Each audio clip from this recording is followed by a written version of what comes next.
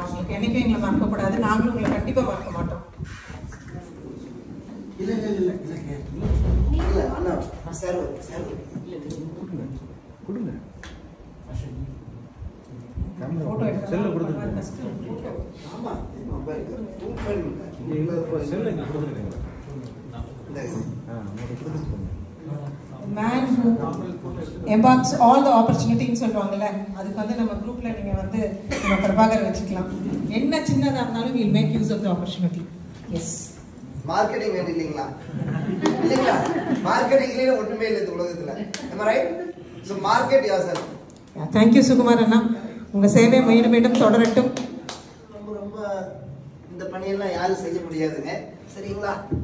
வாங்க அதெல்லாம் முடியாது. வாங்க படுத்துவாங்க. நல்லா இந்த போட்டோ எடுங்க. ஹிந்துஸ்தான் ஆர்ட்ஸ் காலேஜ்ல நாளைக்கு ஒரு பெரிய ஃப்ளெக்ஸ் அடிச்சு தான் போடணும். என்ன ரீசன் நாங்க இன்னைக்கு வந்து மைக் கொடுப்போம். we can speak but materialize ஆகாது. இந்த நடிகர்லாம் பார்த்தீங்கன்னா போட்டோ எடுத்துட்டு 10 லட்சம் கொடுத்தா 5 லட்சம் கொடுத்தேன்னு சொல்லுவாங்க. But Vivek Oberoi only during tsunami he donated close to 25 crore and built 400 huts. 400 வீடு கட்டி கொடுத்தார் விவேக் ஓப்ராய். சரி, அவருக்கு ஒரு கை தட்டலாங்களா? நம்ம ஒருவேளை சாப்பாட்டு யாராவது கொடுக்கணும்னா பயங்கர யோசிப்போம். உண்மைங்களா? பணக்காரனா இருப்பான், அந்த எச்சரிக்கையில கூட சாப்பாடு இப்படி வீச மாட்டான். அந்த மாதிரி இருக்கிற காலகட்டங்கள்ல மிஸ்டர் சுகுமார் அண்ணா செருப்பு கூட போடாத 7 ஆண்டு காலமா டெய்லி எத்தனை பேருக்கு நான் கொடுக்குறீங்க? Please make a record. 7 வருஷங்கிறது நான் அந்த அக்காவுக்கு அனுப்புகிற பழைய நோட்டீஸு. இது 16வது வருஷமாக நடந்துட்டு இருக்கு. தினசரி 500 நபர்களுக்கு போயிட்டு இருக்கு. தமிழ்நாட்டில் நம்ம ஒரு பிள்ளையார் சிலையாக இருந்து இன்னைக்கு டெய்லி ஒரு 20,000 பேர்த்துக்கு உணவு போயிட்டு இருக்கு. இது போக உணவு மீதமாகிறத எடுக்கிற சேவை பொள்ளாச்சியில் தினசரி ஒரு 1000 பேர்த்துக்கு போகுது. இதை மையமாக வச்சு நம்மக்கிட்ட இந்த 16 வருஷமாக கற்றுக்கிட்டு தினசரி 1 லட்சம் உணவு வேஸ்ட் ஆகிற உணவை வந்து 1 லட்சம் பேருக்கான உணவு இல்லாத ஏழை எளியவங்களுக்கு போகிற அளவுக்கு இறைவன் வழிகாட்டியாக இருந்து இறைவனை இயக்கிட்டு இருக்காரு. நீங்கள் ஒரு சென்டென்ஸை சொல்லுங்கள், அவருக்கு இங்கிலீஷ் நான் சொல்லுங்கள். சொல்லுங்கள் முதல்ல இருந்து. எனக்கு நிறைய அனதர் மைக் நீங்கள் ஒரு சென்டென்ஸாக சொல்லுங்கள். இந்த சேவை கடந்த 16 வருஷமா நடந்துட்டு இருக்கு. He is doing for the past 16 years this service. இது தற்சமயம் 500 ல இருந்து 550 நபருக்கு உணவு போயிட்டு இருக்கு. Per day he is serving 550 people. இந்த 500 பேர் பாத்தீங்கன்னாக்கா சாலையோரங்களில் பைத்தியமா இருக்கிறவங்க, கோயில் சர்ச் பள்ளிவாசல் முன்னாடி கையேந்தி நிற்கிற வயசான பெரியவங்க, குப்பமேடு சாக்கடையோரம் இருக்கிற மனநலம் பாதிக்கப்பட்டிருக்கிற பெரியவங்களுக்கு அவங்க இருக்கிற இடத்துல கொண்டு போய் இன் பொள்ளாச்சி 60 கிலோமீட்டர் சுற்றலாம். காலை மதியம் 3 வேளைங்களா? 2 வேளை, காலை உணவு மதிய உணவு ஒரே நேரத்திலே கட்டி. See, he is doing surveys for the past 16 years for 550 people. Every day he goes to the roadside beggars, roadside scavengers, roadside the mentally retarded person, and he is serving food for 550 people every day, morning and lunch. It is not easy. Give a big round of applause. It is not easy, right? அடுத்து சொல்லுங்க. அது போக நம்ம ஒரு 2 parent இல்லாத குழந்தைங்க 35 குழந்தைகளை வந்து படிக்க வச்சுக்கிட்டு ப்ளஸ் அவங்களுக்கான monthly food accommodation plus medicine 35 குழந்தைங்க 35 students those who doesn't have both parents. He is supporting for education and livelihood inclusive of dress, food, shelter and clothes. It is not an easy joke, right? Give one more round of applause. இன்னைக்கு நம்ம படிக்க வச்ச பெரியவங்க குழந்தைங்க நிறைய பெரிய பொறுப்புகள்ல இருந்து இன்னைக்கு அவங்கவங்க நிறைய சர்வீஸ் பண்ற அளவுக்கு நம்ம படிக்க வச்ச குழந்தைங்க பண்ணிட்டு இருக்காங்க. எவ்வளவு வருஷமாங்க படிக்க வச்சீங்க? 16 வருஷம். 16. For the past 16 years he is serving those kids. Now they have grown up and they have settled in very high position in the corporate and they are helping the people. That is more important. Give and take policy.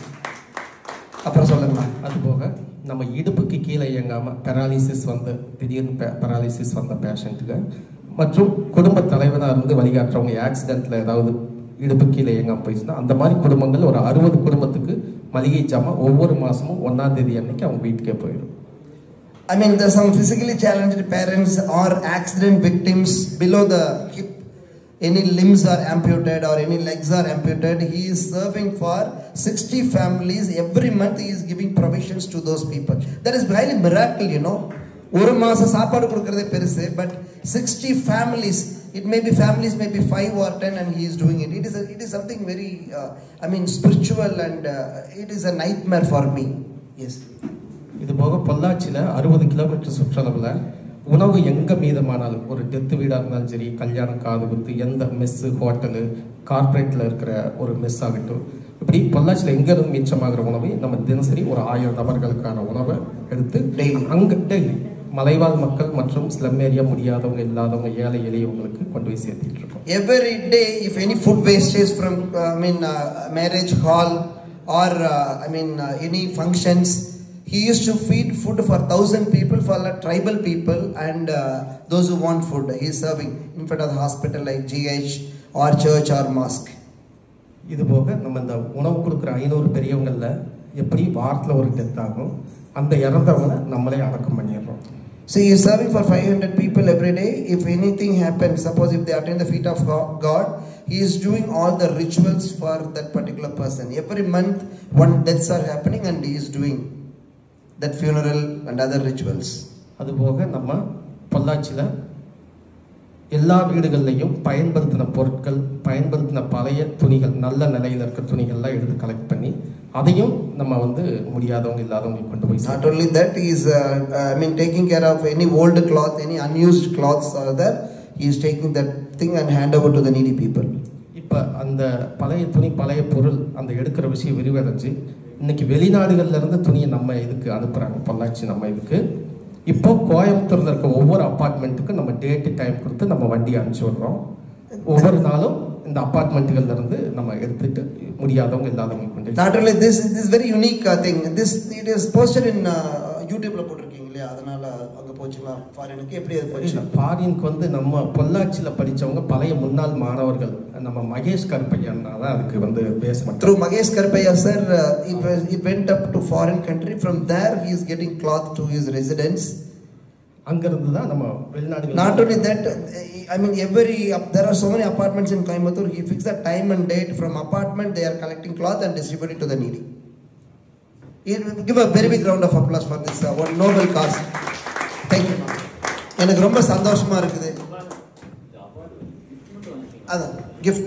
Okay.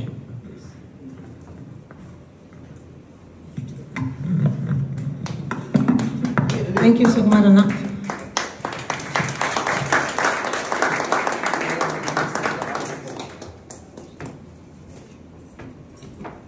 Photo எடுத்தியப்பா?